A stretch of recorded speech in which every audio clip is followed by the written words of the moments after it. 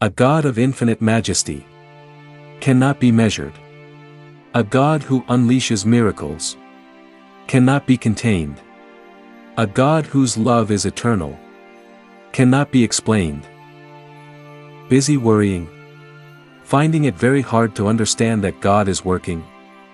Exodus 6 verse 6 makes it clear, therefore, say to the Israelites, I am the Lord, and I will bring you out from under the yoke of the Egyptians. I will free you from being slaves to them, I will redeem you with an outstretched arm, and with mighty acts of judgment. I will take you as my own people, and I will be your God. God sent an encouraging message through Moses to the people of Israel, but because of the discouragement at heart, they did not listen. On the other hand, Joseph was sold out by his brothers, he became a slave, accused falsely in Potiphar's house, but that did not overwhelm him. He believed that God was working for his good. God showed up and turned everything in his favor. In John 13 verse 7, Jesus replied, You do not realize now what I am doing, later you will understand. You may not understand now what God is doing in your life, but later you will understand, He is working and changing things for your good. One of the best ways to understand God, when life doesn't make sense, is to remember Jesus. He is all-powerful, but He died to give us life. His disciples and the people who were alive, while it was happening, didn't get it. No one truly understood it, while it was happening. The pieces of the puzzle didn't come together until after the resurrection. By remembering what Jesus did, you will understand that sometimes, the way God gets you to the desired result, doesn't always follow the script you think it should. Ecclesiastes 11 verse 5 reminds us that, as you do not know the way the Spirit comes to the bones, in the womb of a woman with child, so you do not know the work of God, who makes everything. God sees more than we see. He knows more than we know. God works in ways beyond our comprehension.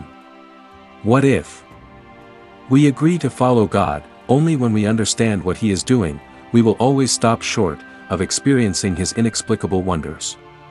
Even when Abraham and Sarah were so old without a child, God was working. Even when Jacob feared the reunion with his brother, Esau, God was working.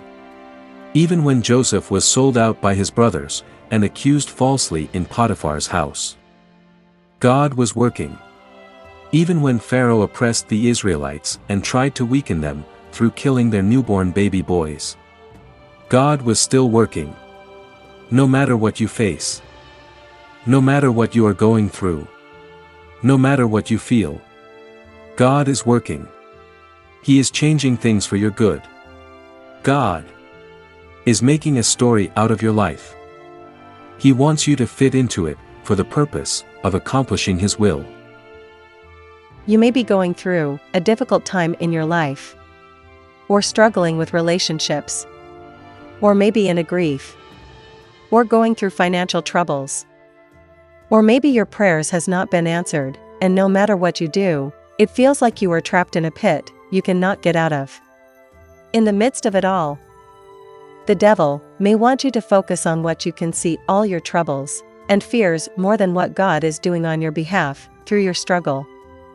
Philippians 4 verse 7, And the peace of God, which transcends all understanding, will guard your hearts and your minds in Christ Jesus. You have to learn what you cannot see, more than what you see. God is making things happen for you, even when you don't see or feel it. God is working great things in your life. He is working on your problems. He is working on your prayers. God is changing things for your good. No matter what you do, no matter what you see or don't see, always remember God is ever present, and He is changing things in your favor.